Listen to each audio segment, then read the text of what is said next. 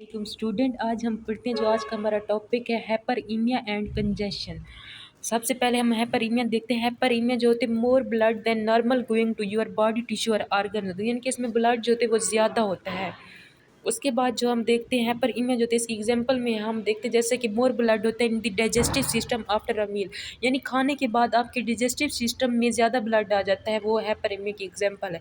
उसके बाद ज़्यादा ब्लड आ जाता है एक्सरसाइज के बाद मसल्स में, जब ज़्यादा ब्लड आता है।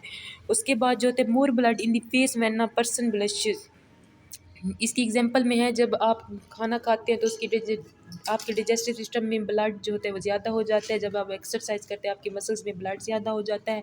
और जब पर्सन जो होते हैं ब्लशिस करते हैं तो उसके फेस में ब्लड ज़्यादा हो जाता है। ये इसकी एग्जांपल है।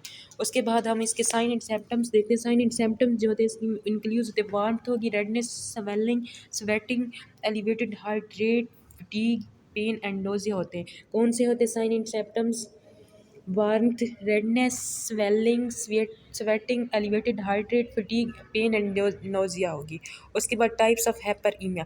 टाइप्स ऑफ हाइपरईमिया जो होती है रिएक्टिव हाइपरईमिया होती है, एक्टिव हाइपरईमिया होती है, फंक्शनल हाइपरईमिया होती है। रिएक्टिव हाइपरईमिया जो होती है जिसमें हाई ब्लड फ्लो होता है after something limited your blood flow.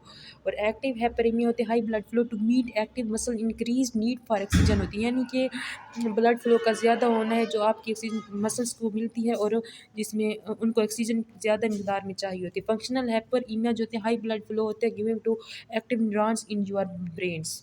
उसके बाद हम डायग्नोसिस ऑफ हाइपरईमिया देखते हैं कि कैसे हम हाइपरईमिया को डायग्नोसिस करते हैं। इसमें जो होते हैं एक्टिव हाइपरईमिया जो होता है वो नेचुरल रिस्पॉन्स करता है और अक्कर्स होता है बॉडी में रिस्पॉन्ड टू एक्टिविटी, यानी कि ये नेचुरल होता है। और इसकी डायग्नोस जैसे किया जाता है, इसको इसकी सेप्टम से किया जाता है।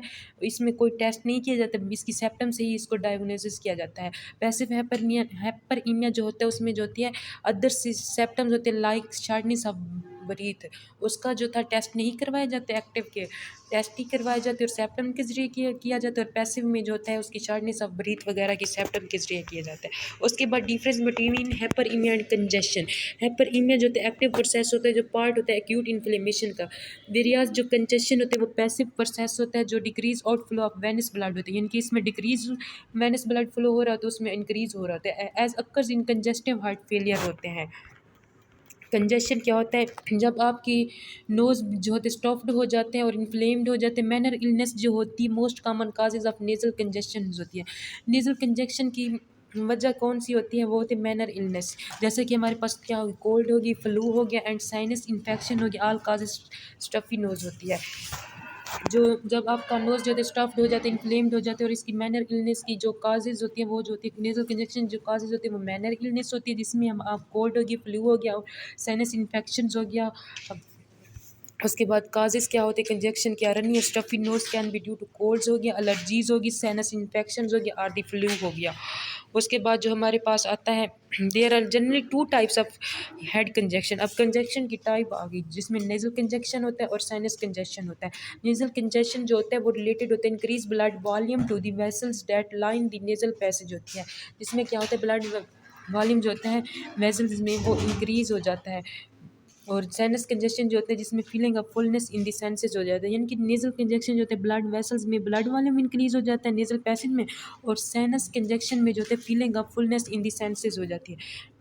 डायग्नोसिस में हम देखते हैं health care provide diagnosis nasal congestion by elevating your septum, यानी कि इसके सेप्टम के जरिए इसको हम देखा जाता है, नोज़ को चेक किया जाता है, ईयर्स और थ्रोट्स को चेक किया जाता है। उसके बाद मोर टेस्ट जो होते हैं रूल आउट होते हैं other potential causes such as throat cultures हो गया, this test checks for specific bacteria in your throat हो गया। इसकी सेप्टम्स के जरिए हम करते हैं, इसको नोज़ को चेक करते हैं, थ्रोट्स, ईयर्स, गले यानी कान और आँख को चेक करते हैं। और हम एक टेस्ट करवाते हैं specific bacteria in your throat, bacteria को चेक करने के लिए। Thank you so much.